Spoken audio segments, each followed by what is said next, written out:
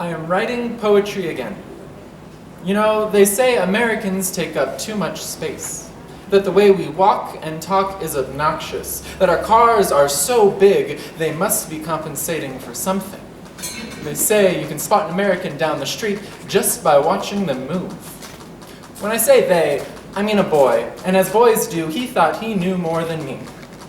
I've been to 14 countries, I can speak 2 languages, and I can tell you, when I was walking through a park and a Peruvian man asked me if I was from Brazil, Colombia, Peru, or Argentina, como, oye, ¿de dónde vine?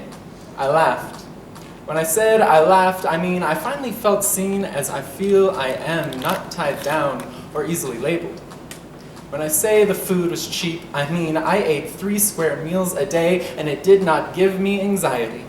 When I said it did not give me anxiety, I mean I was depressed. I could do and have whatever I wanted, and it was not enough to answer that question in my chest.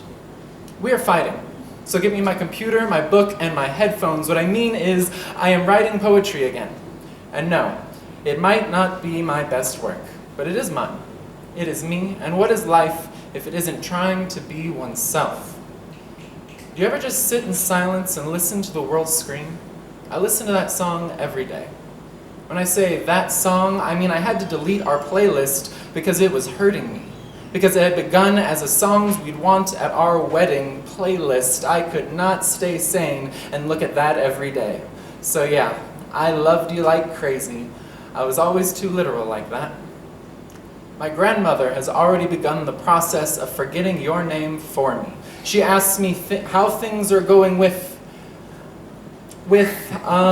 him. What's his name? Him.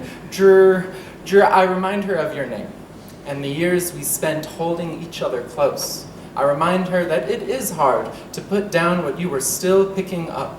I remind her that I am strong, that who I am is more eternal than the galaxy for which my parents named me.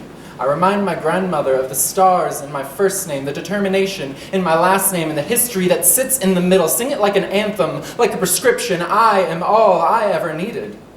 I am remembering how to grow. So many of my plants have died. There has to be something poetic there.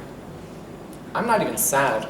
They were all plants given to me by people I no longer speak to. Nevertheless, I haven't yet pulled the wilted leaves from their pots. I'm still figuring out what plants I will get next. I think it would be strange to leave all these pots empty in the meantime. What I mean is, I haven't given it much thought. Haven't spent a minute in a plant store, but I'm excited to get new plants, for them to grow, and for me to be able to call them mine.